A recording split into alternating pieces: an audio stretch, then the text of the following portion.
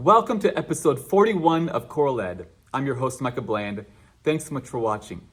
Today, as we continue our discussion of auditions, we'll be talking about the musical and non-musical assessments that you may want to include in your next choral audition. Now, before we get into this topic, I do want to note that be mindful of the assessments that you select. They may not be all appropriate for your students at this time. And students have different experiences and backgrounds in music, so just be mindful about that. But more importantly, don't place too much emphasis on just one or a few assessments. This is the current issue that a lot of people have with the all-state process in most states, in some states, where that includes the performance and then sight reading, and that's it. And the problem is, sight reading counts a lot, and it is just one assessment. Some students might have a better ear, and so they are better at improvising, and they have different skills than students who are good at sight reading music, right? That is just one skill. So make sure to have a diverse collection of assessments to include.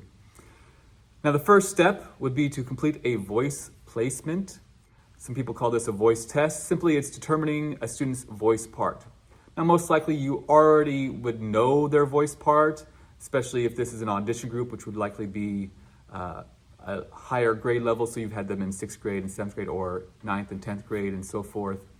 But there may be transfer students and so forth, but also you want to reevaluate their voice part every once in a while, make sure things haven't changed too much. Maybe they've expanded their top range or their low range. Who knows? Things can happen. Now, I won't spend too much time talking about the voice placement process. That will be our next episode. And so if you have questions about determining a student's voice part, check that next video out. For the next step in the audition, I would have them perform a song. This could be either a prepared work or an unprepared work. Prepared works might be their solo and ensemble work that they performed. It could be a section of their choral literature that they're currently working on. That's a great assessment to see, okay, are they following the directions I've given them? Do they know their part? And so forth. You may also want to assign a new work for them to learn. This is really important if an element of them working on the music on their own is part of the ensemble or part of what will be required of them. And so you can see, okay, can they learn this music on their own? This is very true probably for a musical theater production where singers and the soloists have to learn a lot of the works on their own, and then you kind of refine it with them in some private coaching. But the responsibility should be on them to learn it, right? So you may want to use that approach. Now, some unprepared works might include the national anthem or Happy Birthday. I like to use these two songs because they're familiar to just about everybody. They have a wider range, and also in Happy Birthday has this large leap, right? The octave leap in there. So you can really evaluate various things of their performance ability. Now, some people may not know the lyrics to the national anthem. I say, do what you can, and then just, if you need to sing da-da-da, that's fine, right? You can just switch to a neutral syllable. Or you can just give them the lyrics to look at. Now, what are you listening for during this time? For me, I listen for pitch accuracy, rhythmic accuracy, intonation, and the tone quality, right? I'm listening for all these things, and it's good to have a song that they are familiar with, that they can sing well. It's not during just some exercises and some scales. You could hear some different intervals and some leaps and different vowel shapes, and so make sure to use a repertoire, a song of some type for them to sing. Now, after they perform this song, I would provide them with some corrective feedback. For example, they sing the national anthem to legato. Oh, say can... I might say, can you try that a little more rhythmic? Oh, say can you see? Or can you add in some dynamics? What you want to evaluate here is, can they make some corrections based on your feedback? Can they make improvements in their sound, or they just do the same thing over and over again and there's no improvement, right? You're going have a difficult time in your rehearsal if things aren't improving because they're not really paying attention, they don't know how to make those corrections that you provide them. The next part of the audition would be some skills assessment. This might include a sight reading and or tonal memory. Now, with each of these, make sure they're at appropriate difficulty level. They want to be just challenging enough, not overly challenging where they all do poorly, all the students do poorly, or too easy where all the students do very well. You want to really evaluate, okay, where are the issues and who is excellent at sight reading or who's excellent at this skill compared to other singers, right? If it's all too easy or too difficult, then you can't gauge those different levels. Tonal memory, you might wonder, what do I mean by that? That is a series of pitches that I play and the student sings them back.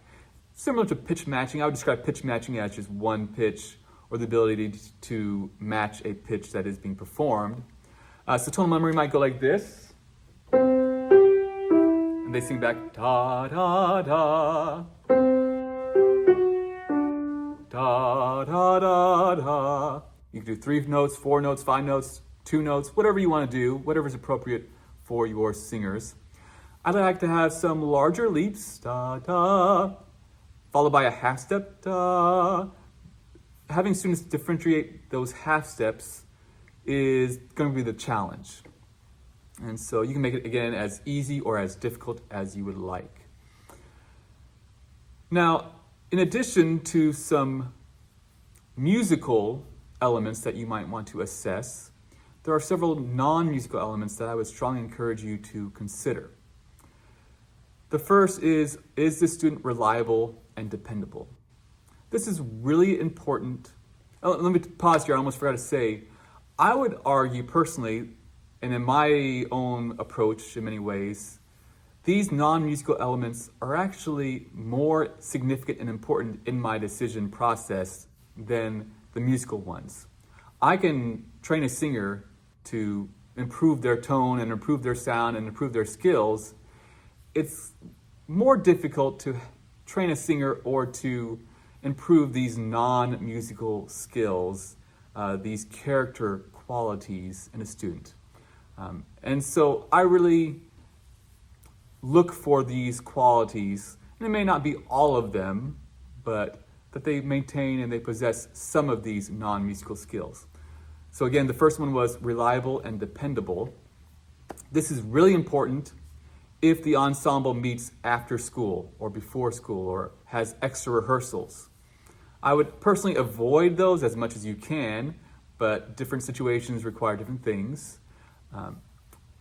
But if they're not able to show up on time at these rehearsals, you're going to have a lot of heartache and frustration. I was once in a high school production, a opera is what we were doing, a light opera, a Gilbert and Sullivan. And after 3 weeks of rehearsal, it got canceled because people weren't showing up to rehearsal. And so that was frustrating for everybody. And I understand the decision to cancel it, but the people in the show lacked that reliability. So pick wisely. The next thing you might want to evaluate is their grades. For some states, some schools, some districts, they require academic eligibility for contests and other events. And so if a student is constantly having difficulty with their grades and passing, and you can't, again, rely on them, they're not dependable to be there for the contest, it's really hard to include them in the audition ensemble because you don't know if they'll be eligible or not. Another element would be behavior, right? How do they behave in class? Are they always causing issues? You do not want that in your auditioned ensemble. You're going to have a lot of heartache. Now, for a lot of audition ensembles, they're upper level grades, 8th graders, 11th, 12th graders.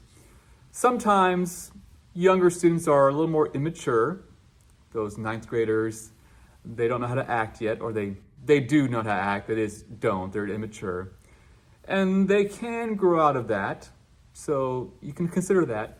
as well as when a younger singer is placed with these juniors and seniors in an audition ensemble, sometimes they fall in line a little quicker. Especially have like that enforcer type in their section who's like, hey, pay attention, stop messing around, get off your phone. A student who is responsible and takes leadership in that sense, they do fall in line, and so that can be helpful. So behavior is important, but there are reasons why that behavior can change and things can improve for them.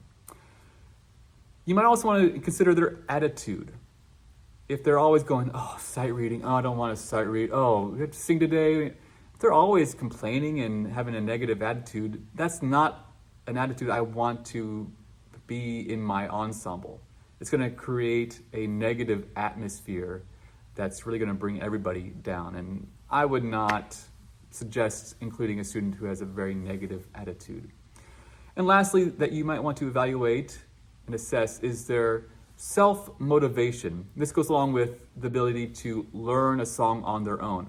If your ensemble will require some practice outside of school, some private study or individual study on their music, learning the songs on their own, again, like a musical theater production, they might need to prepare those songs in advance.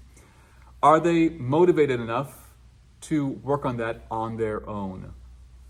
And so that is something to consider, and that's why I think it is helpful to have a song assigned that they need to learn for the audition and to evaluate that motivation and that ability to work on music on their own. So there you have it. Those are some suggestions for assessments to include in the audition process. Again, be careful not to place too much emphasis on just one or a few assessments. Try to have a diverse collection. And until next time, thanks for watching, and I hope you continue to inspire the future leaders of our world with this wonderful gift we call music. Thanks.